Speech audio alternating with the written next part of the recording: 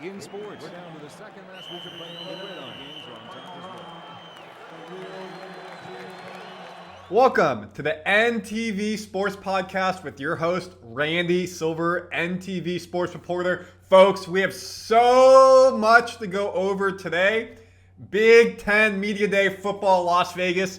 Our sports director, Darren Winberg, was there. We have exclusive interviews, clips. Matt Rhule responding and defending Scott Frost's comment. I took the wrong job. Rhule kind of agrees. What? I didn't even know if he was going to respond, and he gave a lengthy response. We have the full clip. We're going to break it down for you. Also from the players there, such as Dylan Raiola. What did he say when he spoke to our Darren Winberg, including Marques as well. So much to go over. Big Ten Media Day football. Folks, this means camp is coming up very shortly. And at the end, as we always do, a roaming with Randy. When we talk Scott Frost comments, folks, that video has over 700 views. People loved it, the good and the bad, and there was a lot of comments on social media and here on YouTube. So please comment your thoughts on Matt Rhule and what we go over. And let's dive right into it. Share my screen. Matt Rhule defends Scott Frost at Big Ten Media Day. There's a lot to unpack here. So I'm going to play the comments and I'm going to pause periodically so we can talk about what he says. And this is from the NTV News stream on my YouTube. Subscribe so you don't miss anything. Cornhuskers. First of all, I have a ton of respect for Scott. And I've always been very empathetic for what he went through because, like, this was his home. You know, like, if you guys fire me tomorrow, like, I'm just going to go back to Cape May and sit on the beach and go back to where I'm from. But, like, this was his home, right? And so, like, Let's pause there to start. That is a fair point. This is his home. Of course, the prodigy child coming back after helping win the national championship in the 90s was supposed to be the savior, winning the national championship at UCF, technically with the record, didn't actually play in the championship game, of course. And it did not work out. But he is revered here, and that's a lot of pressure to come back and try to revive a program. Take out everything that happened, just what he's saying. I get what he's saying. For Matt Rhule, if he's done, he can go back to wherever he's from, Cape May, and be gone. Nebraska, if it works, you're a hero. If it's not, can you show your face in this town again? So I get what he's saying. this offseason, we put up a huge picture of Scott as a player in the coach's area because I took a picture and I sent it to Ryan Callahan down there because I can't imagine like what that feels like for him, right? I know what it felt like to get run out of Carolina. And I would say to people, like, I don't think I took the right job for me. It wasn't the right fit. That doesn't mean it's a bad. No, I will say this. This was not a good job when I got here. We're going to pause there because there's a lot to unpack there. And he just said this was not a good job when I got here. So, again, at Carolina, Rhule went there from Baylor, was there for like 2.5 seasons, losing record, got fired, payday for getting fired.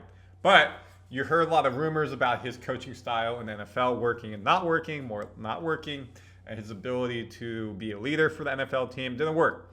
And he says, that wasn't a good fit for me. Scott Frost, I took the wrong job. Maybe it wasn't the best job for me. So he's saying, I see parallels in what worked for me and didn't work in Carolina and what didn't work for Scott Frost here. And now here is the most important part, folks. We're going to let this go for a little bit. I'm going to go back for a second. Why was it the wrong job? And what has changed to make it a good job? That is key. It's a bad. No, I will say this. This was not a good job when I got here. Like, we were behind on NIL. The facilities weren't what they were. Everything was behind. Trev convinced me, like, hey, Matt, this is going to, by the time we get to the point where we're going to be able to pay players, like, this is the only Big Ten school with no debt. We're going to, like this, right now we're talking about 20.5. It's going to go up percentages every year. And we're at a place where we have the best facility in football. We have everything that we could want. We make more of an investment in nutrition than any other team in the country. I mean, look at all of our sports. Look at how they're all blossoming right now because of the investments we're making in nutrition, sports science. Like, there wasn't a sauna in the facility when we first got there. And now you got to pick between a steam room, a sauna, an infrared sauna, your personal sauna. Like, those were investments. Scott came at a time, he had COVID, he had all these different things. So I can't talk about his time.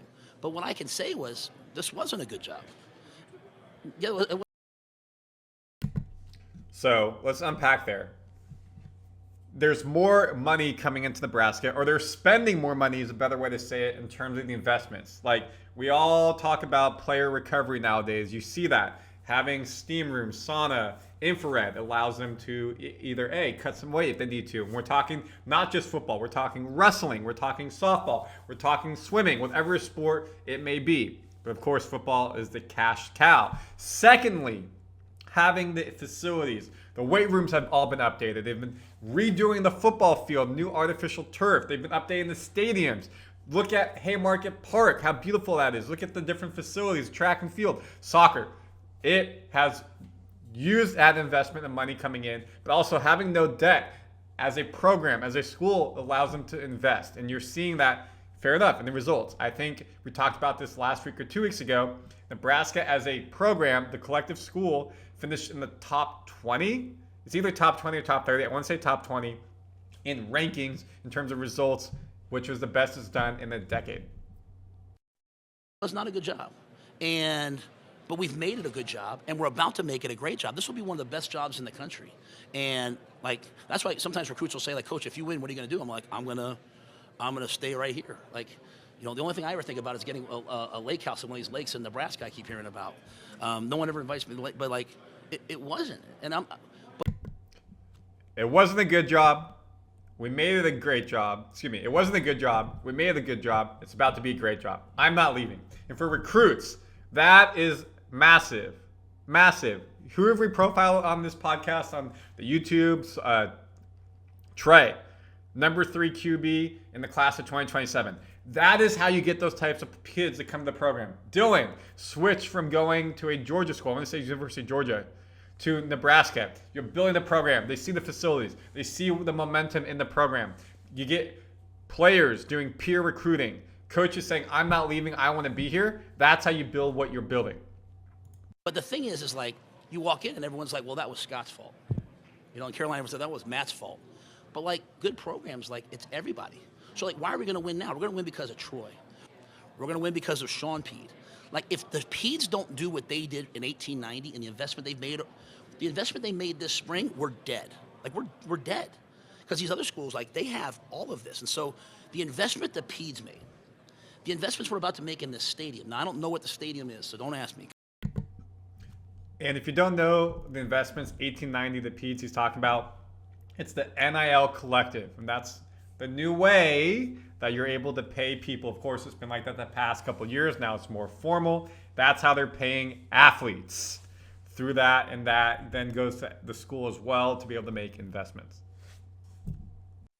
Because I purposely don't know. So when people ask me, I can be like, hey, guys, I have no idea.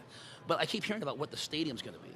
But Trev articulated it. And what Troy's done is Troy's come in and he's not been afraid to take heat. He's made decisions that he feels like are right. And that's what makes it a good job. When your leaders are going to make decisions that they think are right, no matter what the public outcry is, then you have a chance to be really, really successful. So think about the job I took. Trev's gone. Admiral Carter's gone. But now I got Jeff Gold. I've got Troy Dannon. I've got Haven Susan. I've got all the things that you could need. So I think Scott was just talking about for him. Wasn't the right fit, and I respect that, and I feel for him, and I want him to always know, like, man, like, the things he did at this school, like, I want him always to feel like he could come back and has a home there. That being said, that's a big comment. I want him always to feel like he has a home here and he can come back. Now, maybe the public feels a bit different, but that is coming from the head of your football program, one of the leaders at the school. That's big time. I do think if Scott came back and he said, hey, I made the wrong comment, like, I apologize, wasn't the best, like, I love Nebraska football through and through, I think he would be embraced. Maybe I'm wrong. Comment your thoughts. It's the right job for me. And Julie knew it, like, she's sitting over there, like, she told me the day we interviewed, she's like, that's the right job for you. Because I like to go into a place that, like, needs fixed and try to start. I like starting with, like, the nutrition program, and, like, I like starting with the sports science. Like, even if there was no sports science really, but I like starting with all that stuff. And, like, there were 24 ACLs in the 4 years before I got there. There were 49 major knee injuries. There was an old beat up turf field outside. There was a bad grass field outside, and, like, that costs money to fix. You should see our grass right now. It looks like Augusta out there, like the grass practice fields. And so I just want to make sure I always say, like, everyone can point and say what went wrong. It takes everybody saying, hey, what's my area? Courtney just redoing the whole facility. Haven just making sure we have everything we need. And so I think it's a great job now. I think that's a great job now. I love the perspective. Again, a lot of life is all about perspective. And what is he saying? Hey, it wasn't good. And Scott said, like, I don't think I was set for success. And maybe he did not articulate it well. And this is what Matt Rhule is trying to say is like, look, as a coach, you need X, Y, and Z. Facilities to be right. You need the administration to be right. You need the players to be right. And maybe Scott was trying to say, I don't have all that. And he just did a very bad job at articulating it. Rhule's saying, well, let's do this. Fields, grass is looking great. Artificial and natural grass. Facilities, all new workout rooms, all new recovery facilities. Check. Players, NIL collective, allowing us in the 1890 collective for Nebraska to go sign top players, bring them in the transfer portal, or keep them so they don't leave. Look at the other programs in the school, all doing very successful. So this wasn't a good job when I came in. Now it's a good job, continuing to make it a great job. So I think that was a pretty good answer by Matt Rhule. He could have gone one way and said like, hey, that guy, he gone. F him, whatever it may be type of vibe. And he did not. He did not at all, which is fantastic. But it's all about perspective. Now the question is, hey, you have everything set up. How are you going to do this year? What's the facilities going to do to you? How are you going to win games? And that's what matters most. And that's where we're going to take it to some of these conversations we had at Big Ten Media Day with our players. And let's start with the man himself, QB1, Dylan Raiola. First game again, folks, is where? Kansas City. And we know that Dylan has a comparison sometimes to Patrick Mahomes. He makes a joke about it right here playing in Arrowhead. Yeah, I'm excited. I told Patrick that I need to make sure the grass is pristine, and he said it's going to be pristine for me. And thankful for him for getting that done just because they ripped it up. But then all jokes aside, I'm excited. It's going to be a fun game, fun atmosphere. It's a written down road game, but I think Husker Nation blew that out the water quick, and we're thankful for them. And I think just when football's back, it's a good time. It's a good feeling to have. Yeah, I'm excited. It's a written down road game. Technically, it's a neutral site game. That is going to be a home game for Nebraska. 3-hour drive down to Kansas City. It's going to be loud and crazy. August 30th. A month and a half away, even less, like a month and 10 days away. Then you get 4 home games in a row. They don't have to leave the central time zone for basically 2 months until October. And then you go to Maryland, Minnesota, which isn't that far of a flight in grand schemes, what it could be. Yeah, you got to fly to LA for UCLA. That's your longest flight. Relatively easy travel schedule for this team, which is great. And again, personally myself, I think Cincinnati, Akron, Houston wins. You beat Michigan at home. No reason if they stay healthy they can't run the table to Penn State. Maybe there's a slip up. You hope not. Great teams don't allow that to happen. Now Dylan himself also spoke to our Darren Winberg at the media day. Exclusive interview here. And he talks about his offseason prep. But first, before we get to that, we got to talk about his fit. Look at that fit. Look at that black suit. He's telling about it. Look at the shoes, bedazzled. Whew. Yes. Custom jacket, Vegas style. Love it. So now, let's get to what he talks about and Darren asked him in terms of the season and the offseason. In the whole. Yeah. So let's talk about, sophomore season. How pumped are you for this upcoming season? I can't wait. It's been a long off season, been a lot of work put in, but I know our guys are ready for the challenge, and we'll be ready to go. When you had a little bit to work with Coach Holgerson, how pumped are you to run it back year 2? Yeah, I'm excited. I think the sky's the limit for us. We got a great connection and know exactly what he wants, and he knows what he's getting from me. So overall, our offense is ready to go. We'll be explosive and make plays down the stretch. Big Red. And one thing to talk about before we continue on is Rhule talked about this, that Dylan was a true freshman last year, leading 4th, 5th, 6th-year seniors as the 18-year-old. That's tough. How do you command respect in the locker room? How do you command respect in the huddle? How do you get them to say, hey, I know what I'm doing. Lead. Let me lead and you follow and I'll take us to the promised land? That's tough. Now, year 2 in the program, you've been there fully for a full year. In the offseason, you're seen as a leader. You're doing stuff in the community. You're able to build those relationships. Offensive coordinator, head coach, wide receivers, running backs, O-line, you name it.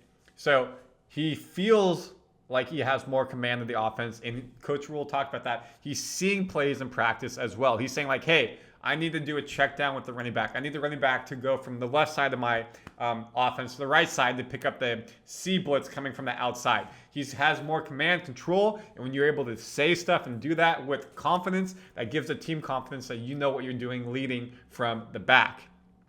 And he looks more comfortable out there as well. And I've seen him around the past couple weeks at his youth football camp, at the 5K run, and he looks like he's enjoying his life, which is great to see, which will mean he's enjoying playing his football.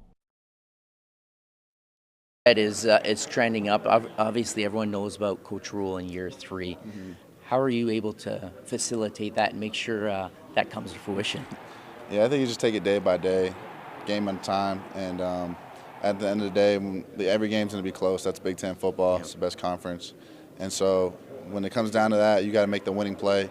And so I've been working really hard on those winning moments, studying a bunch of tape. And I think people should be confident. My team's very confident that when it comes down to it, make the winning play, whoever it is, and we all believe in each other.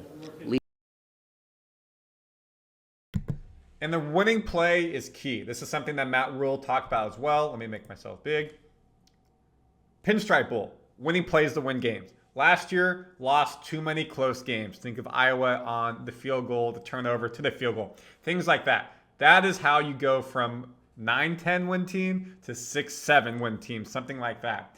And Dylan is not afraid to get the ball in his hand and say, I want to go win the game for my team.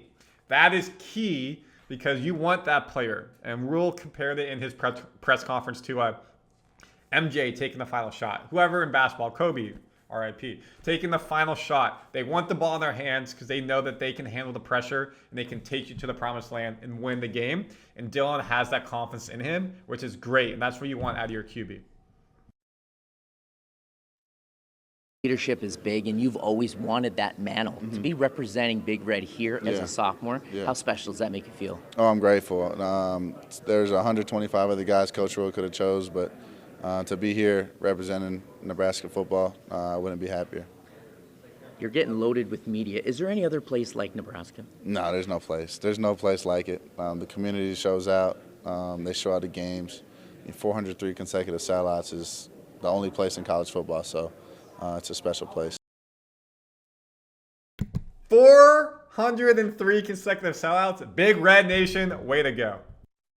Lastly, you've been running around supporting the whole state of Nebraska. Yeah. Just talk about your love for Big Red as a whole. Yeah, I mean, they've been loving us for as long as Nebraska football has been a thing. So for us to get back out, giving the community, we're never good, never better than our community. So we only go as far as they do. And so to have them like backing us and doing our thing means everything going into the season. The humble, the man, the myth, the legend, QB1. Dylan Raiola, appreciate it. For Darren. And again, if you want to go see some of the stuff he did in the community, I have the videos linked here. His youth football camp, the 5K. Football has been showing out to the community before they get into their camp. Now, that takes you to about defensive side of the ball. Marques Buford Jr., cornerback, looking fresh as well. Darren talks to him about the defensive side of the ball and what that's going to shape out to be. So let's analyze some of his comments. Oh, man, it means the world, you know. First question is being here to represent Nebraska at Big Ten Media Day. Not only just being out here in Vegas, but being able to come out here and speak for such a great brand, such a great fan base, such a great team. I couldn't be more excited to be here speaking on behalf of the Big Red Sea. Big Red had a heck of a season. Year 3, everyone knows Coach Rhule. Let's talk about what the expectations are, and do you think they'll be able to live up to it? You know, speaking of expectation, we've kind of like just developed a certain standard around the building. whether it's in the locker room, whether it's the coach's office, whether it's the people in the training table that are cooking. Everybody has kind of embarked on the culture that we have. And, it's just a hard-working, gritty team. And that's all we're prepared to be. As of right now, we're just focused on July 28th, getting moved in those dorms, getting ready for our first practice. And then from there, August 28th. Those are the 2 dates we got stamped in our heads. So, whatever we can do any day to give ourselves the best foot forward for those 2 dates, we're doing that. My guy's chomping at the bit. Let's talk defense. I love that. Again, Matt Rhule, former college coach, now a college coach again, former NFL coach, training camps, living in dorms away. They're all going to dorms to be together, team chemistry, things like that. Chomping at the bit. You can see by that smile he wants to go play. So obviously, Tony White leaves and his 3-3-5 defense, new DC and Coach Butler. What are we seeing from him, and how pumped are you? Oh, I'm super excited. Coach Butler is one of the most passionate, energetic, down-to-earth, love football guys I've ever met. And, I couldn't be more excited. I could be more excited to have him, calling our defense. But, he's just going to let us play. He wants players that are going to fly around and make the plays around the field that need to be made. And, you couldn't ask for anything better from a coach. And He's going to let us play, fly around, make plays. The 3-3-5, basically a bear type of defense, gone. So it'll be interesting to see against Cincinnati how Butler sets up this team, what he's going to do. Are we going to see more aggressiveness, more blitzing, more free sitting back zone? It sounds like not if they want him to be aggressive. that's this guy. Hey, Mark. And that is it for that interview. And the other player there, Henry Letvosky, O-lineman, talking about him and what it means to be a part of this program. It had always been, is there a curse? Is there this? Is there that? No, we went out there and we won, plain and simple. We won our 6 games. We went and won the 7th in New York on Christmas. It was just, reassurance to us that, we're meant to do that. That's what we should do every single year. That should be the minimum of what we ever do. And, honestly, the minimum should be higher than that. Of course, he's talking about winning the Pinstripe Bowl, their first bowl win in a decade. That should be minimum. It's just winning a bowl game, and now we're there, which is great. Finally, let's get to the final recaps here. And Darren has a nice little recap on what Rhule and Raiola said. Now, this will be from their actual podium with all the media.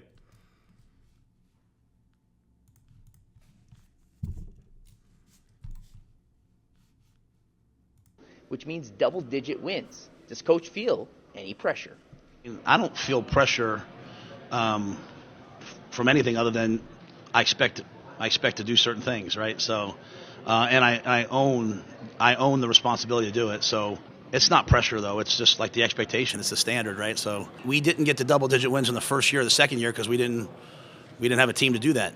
But I think we're closer to having that now. And a big reason why he doesn't feel that pressure is the man playing quarterback under center. Sophomore stud Dylan Raiola. Doing something hard is not always easy, but it's also worth it if you come through on the other side. And so it's just trusting the process. As much as I didn't want hard things to happen at our program, things that Coach were telling me, they happen, and I'm still here now, right? And so our team's ready. I'm excited. We have a bunch of great dudes ready to go play this year. Coach Rhule talked about their bowl win last season. That's really the start of this season. But they'll get their first chance at their first win. Yeah, so the big thing again, folks, is year 3 in the Matt Rhule. Every year he increases his win total. That happened at Temple and Baylor. Year 3, you've had 2 high school classes coming in, so now they're sophomores and freshmen. You've had multiple transfer portals. You've been able to implement your program. Exactly what we talked about earlier. New facilities, new everything, structure. The momentum is pointing up. Schedule could be much harder, relatively easy in terms of what it could have been. So there's opportunities here for this team to do well. If we move forward, let me pop my screen up again. Just high level, using ChatGPT here, not gonna lie. I put in his press conference into ChatGPT, so this is just all his words. Final recap, Matt Rhule. We believe we can play with anybody. No bold predictions, but he expects this team to win. Confidence is no longer just a talk. They have the players on offense, on defense, special teams, line. They have the coaching staff, the facilities. They're ready to go. We already talked about fixing Nebraska. It wasn't a good job when I got here, but now it's the right job. Accountability culture. No one's pointing fingers anymore. It's about each of you taking accountability. We talked about Dylan putting the pressure on and getting better brick by brick by brick. So everything I talked about, we hit right there. Great. Did the same thing for the Dylan podium interview. They're ready to win, put the program back on top. Talked about earning his stripes and respect, mental toughness, owning mistakes. We got to win close games. I've been putting a lot of work in the film room. New wide receiver, Dane Key. That stuff's up on Twitter. You got Jakari coming back. You got Emmett coming back. So there's a lot of people here who know this program, multiple years in the program. Dan, of course, a transfer from SEC wide receiver, Kentucky specifically. And then being able to get the coaches and everyone together, I'm ready to go out and win. So everything I heard from Media Day, what I saw at the football camps, at the 5K run, it's all pointing the right direction. This team looks like they're gelling, they're having fun. Of course, when adversity hits, how are they going to handle it? That's what matters most. So folks, comment your thoughts on what you heard from Media Day. Is there anything we didn't mention or talk about? I'd love to see it. And that takes us to Roaming with Randy. This week, no activity, food tasting. Still trying to find the top hamburger, the burger in Nebraska. I did Runza, then I did a Runza cheeseburger. I did the normal Runza. Someone said, yo, go try Honest Abe's in Lincoln. They have a great burger. And was I disappointed or did I like it? Let's show you. Y'all, welcome to Roaming with Randy, Big Red Bites. We are at Honest Abe Burgers, downtown Lincoln. I'm here after hiking 3 miles at Mahoney State Park, going to the water park. That's why my hair maybe is a little messed up. But I'm doing this because y'all said, hey, go get Honest Abe Burger. It's the best burger you're going to get in Lincoln, maybe Nebraska. I did the Runza cheeseburger after doing a special Runza, the normal Runza. And the Runza cheeseburger wasn't my favorite. The Runza was my favorite. So y'all said get Honest Abe Burger. Also got a shake to go with it. Double Dutch chocolate shake. I got the basic cheeseburger here. The normal. Folks, this already looks so much better. First off, we're going to try the shake first. I love chocolate.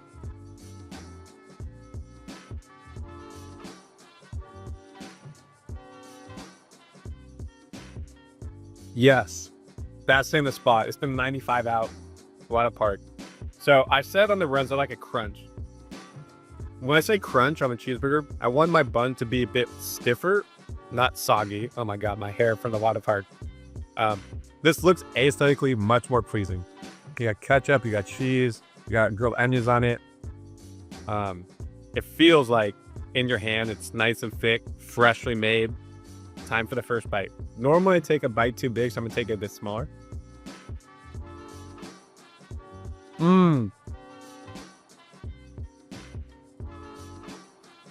Yes. I love that first bite. I love that first bite. Let me do one more and I'll describe it.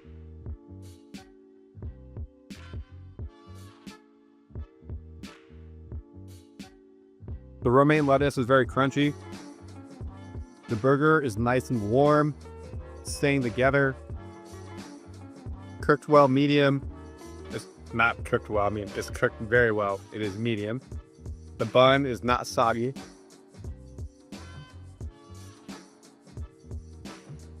Good sauce. The grilled onions are a nice touch. No, I did not get fries. I got a shake instead. Calories, right? That's total.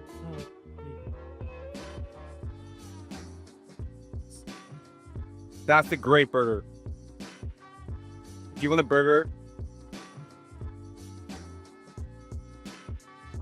you're going to shake, you have to go to Honest Abe. I'm very happy I came here. Friday night, great day at the state park, great day at the water park. Finishing off with the burger. I'm going to sleep like a baby. I'm excited. Score? I think this is like an 8. This is a very solid burger. Best burger I've had in Nebraska since I've been here for about 2 months. Yeah. Very, very solid. So if there's a place you want me to try, if there's a activity, an event to go see, go do, anything in the great state of Nebraska, send me a DM, send me a message to let me know. I'll go taste it, go try it, go do it. We can collab together as well if you're a business or you're hosting the event. Subscribe to Randy Silver TV, NTV News, all socials, IG, TikTok, YouTube. You get this content like this, and you'll get sports content as well. I'm going to finish the rest of my burger, enjoy my Friday night, enjoy this smoothie as well. Comment your thoughts, let me know. You agree, disagree, and of course, give me ideas.